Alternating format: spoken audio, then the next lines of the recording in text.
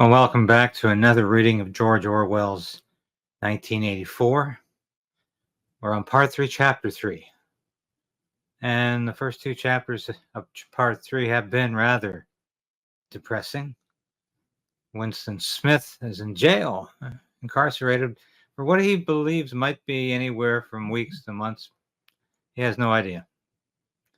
And he's been recently reintroduced to O'Brien, the man who he once thought was his ally, is now his inquisitor and is inducing electroshock treatment because he's insane, he says.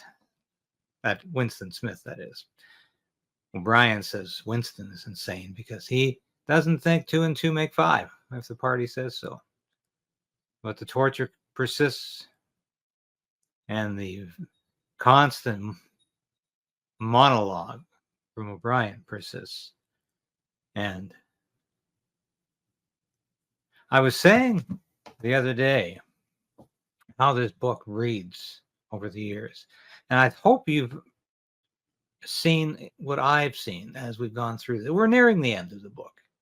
And of course, I don't have to tell you there's no happy ending. We all know that much about 1984.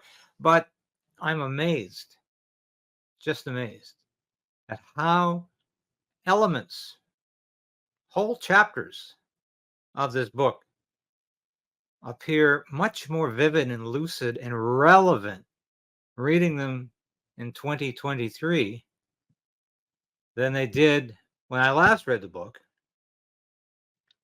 or when I first read the book as a priority, as a mandatory part of going through first-year journalism school at Carleton University. Orwell's 1984 was still prescribed, as was John Milton's Areopagitica, which is a defense of the freedom of speech. And of course, this book is so much so is that. But there are parts of the book that I don't think we could understand when we read this a decade or 2 decades or 3 decades ago, that we can only begin to understand now, because it is, I think, a prescient book. But it might also have been providentially inspired. It's almost like there are passages that don't make complete sense. Not that they're incomprehensible. Orwell's writing was always clear and lucid. But do you only begin to really understand what Orwell's talking about when it's happening in the environment around you, in the world around you, when you see how governments are behaving, are acting, are using the exact policies that Orwell describes to continue to deprive people of basic resources, to keep the armaments industries moving, to continue with total war, to keep people distracted. So there's never a time to really examine issues and distract them with peripheral issues so they don't focus on basic human rights, freedom of speech, freedom of assembly. We're losing all that. I'm going to say more about this tomorrow. And before we end, I've got more to say about what do I really think this book is saying to us today that it couldn't say a couple of decades ago because we weren't ready to receive it. And this is what makes 1984 a monumental and special book. It is unlike a lot of books because I believe it unlocks the secrets to our political destiny. And I'll say more about that. Let's get on with the chapter. And I hope you enjoy this. Here we are. Part 3, chapter 3. Hi, this is David Krayden from Krayden's Right and Stand on Guard. Join the resistance. Resolve to resist. Become a member of this station. I've been practicing journalism in one form or another for over 30 years. I've worked in print, radio, and television for a lot of prestigious publications and media outlets. I was an Armed Forces Public Affairs officer.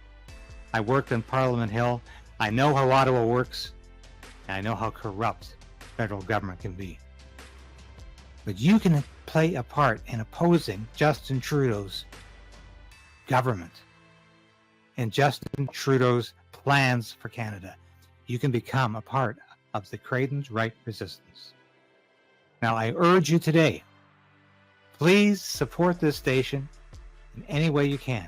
Ring that bell, subscribe, because that ensures you're at least going to continue to be able to watch these episodes. You'll beat the algorithm. But more importantly, I need your financial support. I hate to ask, but that's what I'm doing. I made a decision to pursue independent media because I believed it was the best possible route for me to take as a journalist and as a concerned citizen of Canada. So you can become a part of that.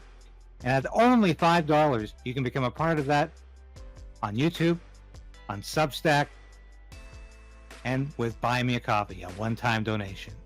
But I need your support. And from the bottom of my heart, I thank you.